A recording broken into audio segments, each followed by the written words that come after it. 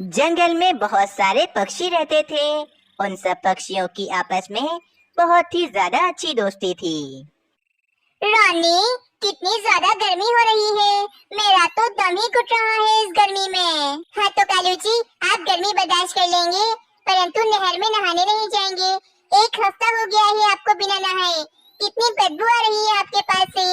अरे बस करो रानी, अगर तुम रोज भी नहाओ ना तो तुम्हारे पास से बदबू नहीं जाएगी। अब मैं जा रहा हूँ नहर में नहाने के लिए। चले ठीक है, अगर आप नहर में नहाने जा रही हैं तो मैं भी आपके साथ चलती हूँ। बस फिर कालू कौवा और रानी कौवी नहर में नहाने के लिए चले जाते हैं। और कालू कौवा और रानी कौवी नहर के ठंडे ठंडे पानी से मजे से नहा रहे होते हैं। अरे वाह वाह रानी, इस नहर के ठंडे ठंडे पानी में नहाकर तो बहुत ज्यादा ही मजा आ रहा है। मेरी तो सारी गर्मी दूर हो गई। हाँ कालू जी, तो मैं आपको कब से यही तो समझा रही थी, परंतु आप मेरी बात मानते ही कहाँ हैं। देखिए, अब आपको मजा आ रहा है ना। अरे वाह भाई कालू कौवी, रानी कौवी, नहर के ठंडे पानी में नहाया जा रहा है। वाह वाह। हाँ मीनू चिड़िया, आओ तुम भी नहा लो। बड़ा ही ठंडा पानी है इस नहर का। बहुत मजा आ रहा है नहाने में। अरे नहीं भाई कालू कौवे, मैंने सुबह ही नहाया है। तुम्हारी पत्नी तुम्हें बिल्कुल ठीक कहती है कि हमें साफ रहना चाहिए, वरना हम बीमार भी हो सकते हैं। और कालू कौवे, अगर तुम नहाओगे नहीं तो तुम गंदे रहोगे, और गंदे रहने के कारण तरह तरह की बीमारियां भी हो जाएंगी। बस फिर क्या था, जंगल में गर्मी बहुत ज्यादा बढ़ जाती है, इसीलिए अब तो रोजाना ही सारे पक्षी नहर के पानी से नहाने लग गए थे। इस जंगल में बस एक ही नहर थी और सब पक्षी इसी नहर के पानी में नहाते और अपनी गर्मी दूर करते थे। बस इसी कारण नहर का पानी गंदा हो जाता है और सब पक्षी इसी नहर का पानी पीते थे। मम्मा, मुझे बहुत दर्द हो रहा है पेट में। पता नहीं क्या हो गया। सुबह तो मैं बिल्कुल ठीक था। अरे भाई मनोचिड़े, क्या हो गया तुम्हें? अचानक तुम्हारे पेट में इतना तेज दर्द कैसे शुरू हो गया? मम्मा पता नहीं, लेकिन मुझे बहुत दर्द हो रहा है पेट में। अब मैं क्या करूं? मनोचिड़े की तबीयत तो बहुत ज्यादा खराब हो रही है। मुझे कुछ तो करना ही पड़ेगा अब। मनोचिड़े, तुम बिल्कुल भी परेशान मत हो। मैं अभी उल्लू वैची को बुलाकर लाती हूँ, सब ठीक हो जाएगा। बस ये कहकर मीनू चिड़िया उल्लू वैची के पास चली जाती है। उल्लू वैची, जल्दी बताइए कि आखिर मेरे मासूम मनोचिड़े को क्या हो गया है? इसके पेट में इतने जोर से दर्द कैसे हो रहा है? मीनू चिड़िया, तुम्हारे बेटे मनोचिड़े ने यकीनन बाहर से कुछ खराब खा पी लिया है, तभी तो इसके पेट में इतनी जोर से दर्द हो रहा है। लेकिन तुम फिक्र ना करो, मैं इसे दवाई दे देता हूँ, ये बिल्कुल ठीक हो जाएगा। बस फिर उल्लू वैची वहाँ से चले जाते हैं।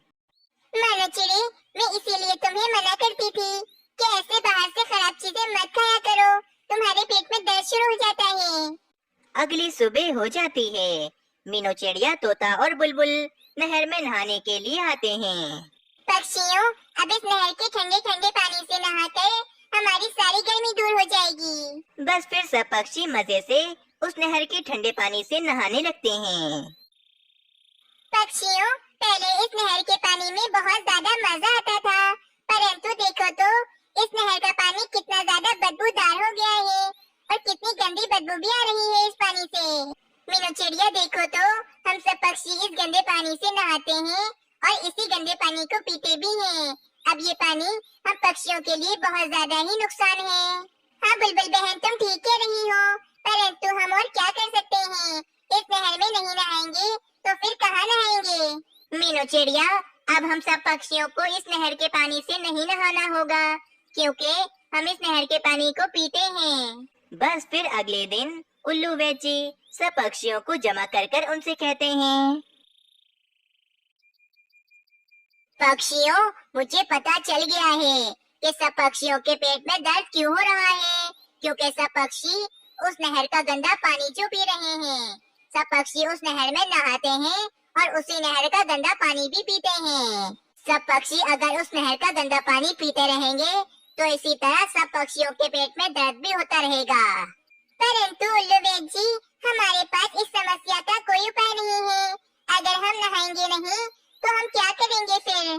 मीनू चिड़िया दिमाग लड़ाओ, क्योंकि हर समस्या का कोई ना कोई उपाय तो होता ही है।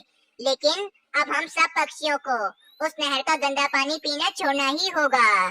बस फिर क्या था, उल्लू वैची की बात सुनकर सारे पक्षी बहुत ज्यादा परेशान हो जाते हैं। रात हो जाती है, मीनू चिड़िया बहुत ज्यादा परेशान होती है और कहती है, अब मुझे किसी भी तरह इस समस्या का कोई ना कोई उपाय तो निकालना ही होगा, वरना हमारे जंगल के सभी पक्षी बीमार ही रहेंगे।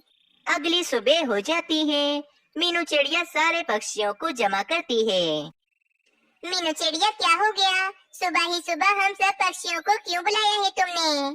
पक्षियों, हमारे जंगल में काफी सारे पक्षी बीमार हो गए हैं, और तो और पता है, उल्लू वैची भी बहुत ज्यादा बीमार हो गए हैं। उनके पेट में भी बहुत ज्यादा दर्द शुरू हो गया है। अब तो उनके अलावा हमारे जंगल में कोई दूसरा वैची भी नहीं है जो हम पक्षियों का इलाज कर सके। हाय रे मीनू चिड़िया, ये क्या हो गया? अब मेरे बच्चों का इलाज कौन करेगा? पक्षियों, मेरे पास इस समस्या का एक बहुत ही अच्छा उपाय है। अगर हम नहाने के लिए अपने जंगल में एक टॉयलेट बनवा लें, तो हमें नहर के पानी में नहाना नहीं पड़ेगा और हमारी नहाने की समस्या भी हल हो जाएगी। और रही बात हमारे नहर के गंदे पानी की, तो दूसरे जंगल में एक ऐसी जड़ी बूटी लगी हुई है।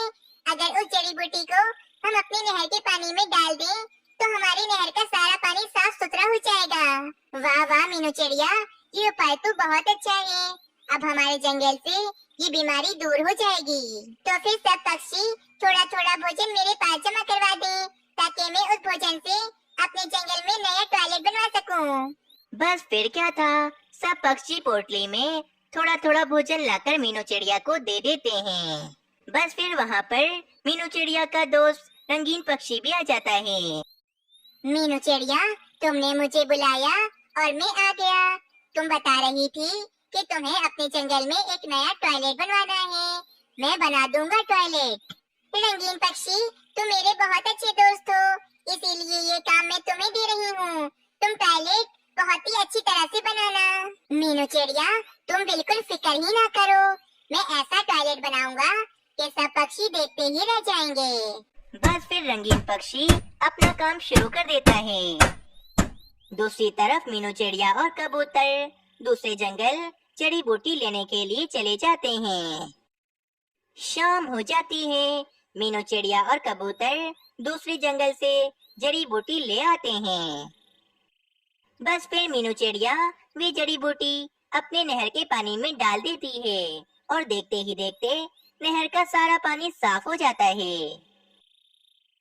2 दिन गुजर जाते हैं। रंगीन पक्षी बहुत ही बढ़िया टॉयलेट बनाकर तैयार कर देता है। सब पक्षी भी बहुत ज्यादा खुश होते हैं।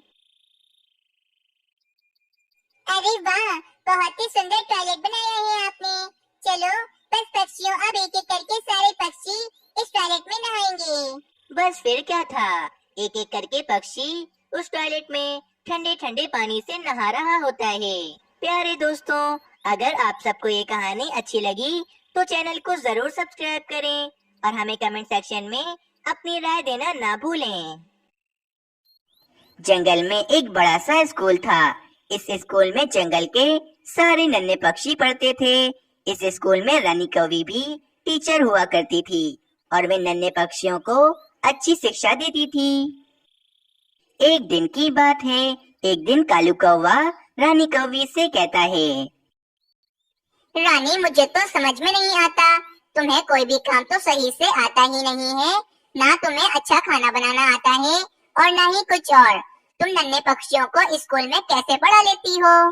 कालू जी, इस तरह की बातें करके मेरा दिमाग ना खराब किया करो।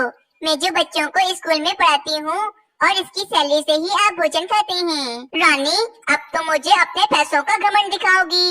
अगर ज्यादा बोला ना तो मैं तुम्हें अपने घोंसले से बाहर निकाल दूंगा। ये बात तुम याद रखना कि ये घोंसला मैंने बनाया था। रानी कौवी को बहुत ज्यादा गुस्सा आ जाता है और वे अपने बेटे राजू कौवे को लेकर स्कूल चली जाती है। रानी कौवी नन्हे पक्षियों को पढ़ा रही होती है कि एक चिड़िया का बच्चा रानी कौवी से कहता है, टीचर टीचर, अभी आपने ये जो समझाया है ये मुझे समझ में नहीं आई।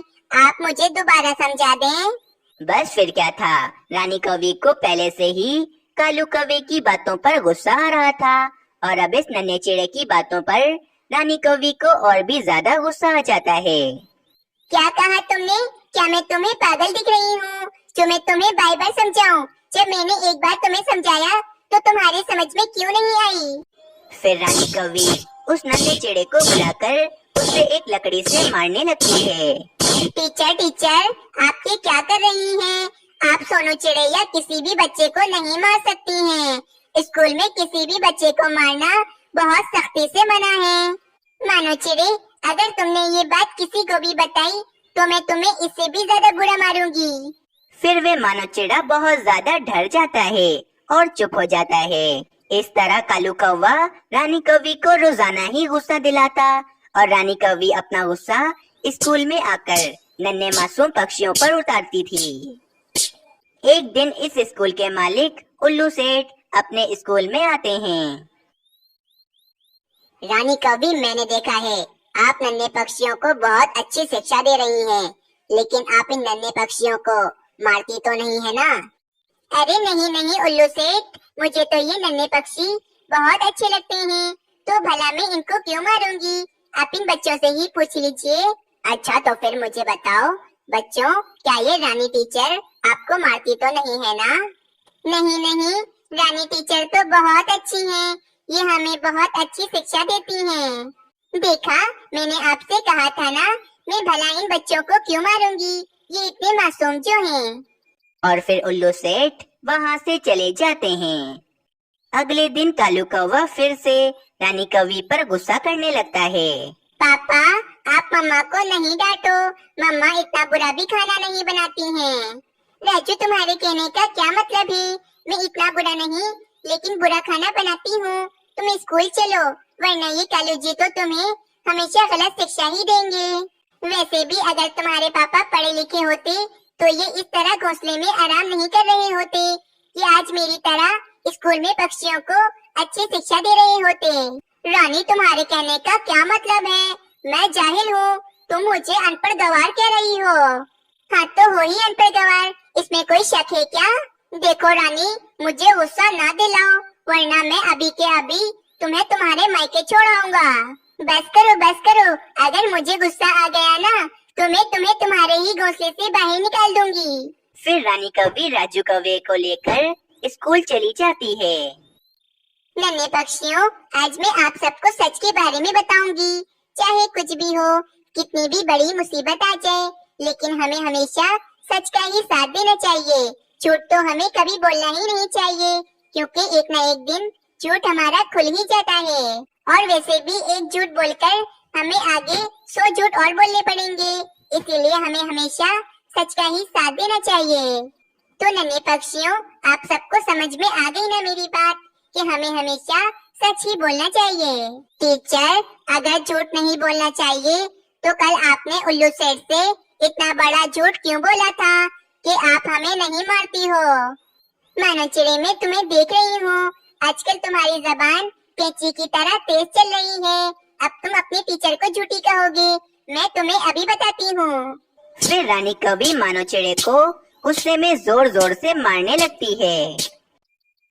जब मानो चिड़ा स्कूल से आता है तो इसे बहुत तेज बुखार हो जाता है। मीनू चिड़िया तो काफी ज्यादा परेशान हो जाती है। हाय रे मानो चिड़े, ये तुम्हें आज इतना तेज बुखार कैसे चढ़ गया है? और तुम्हारे पैरों पर ये निशान कैसे हैं? मम्मा, हमारे स्कूल में जो टीचर हैं, रानी कौवी, वे बिल्कुल भी अच्छी नहीं हैं। वे हमेशा हम पक्षियों को लकड़ी से मारती रहती हैं, और आज इन्होंने मुझे बहुत बुरी तरह से मारा है। क्या ये तुम क्या कह रहे हो? रानी कौवी ने तुम्हें इतनी बुरी तरह से मारा है कि तुम्हें बुखार चढ़ गया है। स्कूल के मालिक उल्लू सेठ जी ने तो मुझसे कहा था कि नन्हे पक्षियों को बिल्कुल भी नहीं मारा जाता है। फिर उस टीचर ने तुम्हें इतनी बुरी तरह से क्यों मारा है?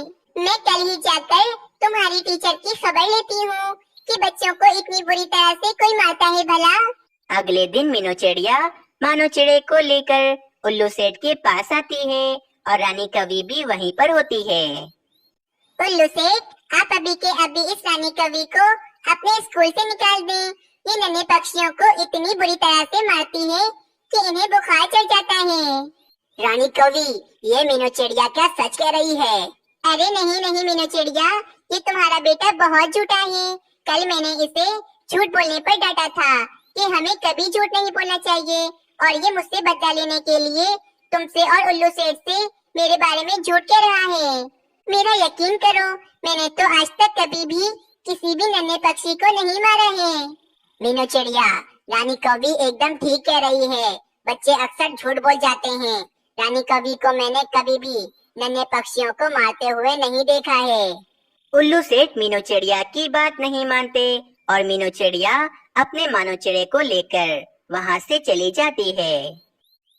मेरा मानो चिड़ा मुझसे कभी झूठ नहीं कहता है।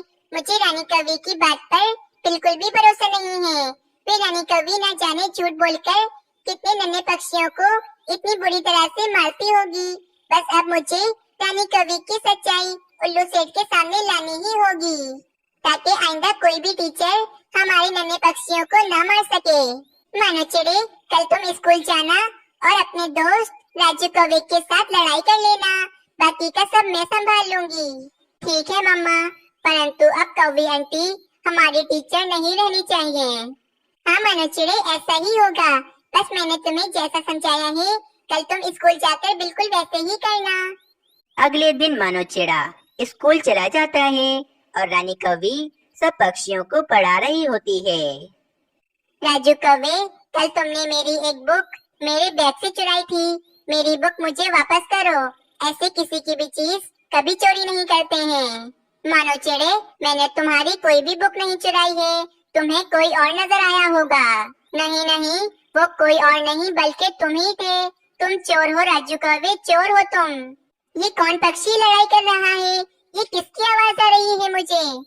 मम्मा मम्मा देखो ना, ये मानो चिड़ा मुझे चोर बोल रहा है। दूसरी तरफ मीनू चिड़िया उल्लू सेठ के पास आती है और उनसे कहती है, उल्लू सेठ, बस एक आखिरी बार मेरे साथ रानी कौवी की क्लास में चलें और रानी कौवी की सच्चाई देखें। फिर मीनू चिड़िया और उल्लू सेठ रानी कौवी की क्लास के बाहर आते हैं और खिड़की से क्लास के अंदर झांकने लगते हैं। मानो चिड़े, तुम मेरे बेटे को चोर के रहे हो। अब मैं तुम्हें इतना बुरा मारूंगी कि कल से तुम स्कूल भी नहीं आ सकोगे। फिर रानी कौवी मानो चिड़े को एक लकड़ी से बहुत बुरी तरह से मारने लगती है। उल्लू सेठ और मीनू चिड़िया भी फौरन क्लास में आ जाते हैं। रुक जाओ रानी कौवी, मैंने आज तुम्हारी असलियत देख ली है कि तुम कितनी बड़ी झूठी हो। आज से तुम मेरे स्कूल की टीचर नहीं हो। निकल जाओ मेरे स्कूल से। अरे नहीं नहीं उल्लू सेठ, बस मैं तो मानो चिड़े को थोड़ा डरा रही थी। मैं तो प्यार से मार रही थी। मम्मा, आप कुछ दिनों पहले हमें सच बोलने की शिक्षा दे रही थी और आज आप खुद ही कितना झूठ बोल रही हो। हमारी टीचर झूठ कह रही हैं। ये हमें बहुत मारती हैं। रानी कौवी, तुमसे ज्यादा समझदार तो तुम्हारा बेटा राजू कौवा है। आज राजू कौवे ने ही एक टीचर को सच बोलने का सबक पढ़ा दिया, जो तुम कभी नहीं भूलोगी। रानी कौवी, आज से तुम मेरे स्कूल की टीचर नहीं रही। निकल जाओ मेरे स्कूल से। मैं खुद ही इन नन्हे पक्षियों को अच्छे से पढ़ाऊंगा। फिर रानी कौवी बहुत ही शर्मिंदा होकर वहाँ से चली जाती है। इस कहानी से हमें ये सीख मिलती है कि हमें कभी भी झूठ नहीं बोलना चाहिए और हमेशा सच का ही साथ देना चाहिए। अगर आप सबको ये कहानी अच्छी लगी तो चैनल को जरूर सब्सक्राइब करें।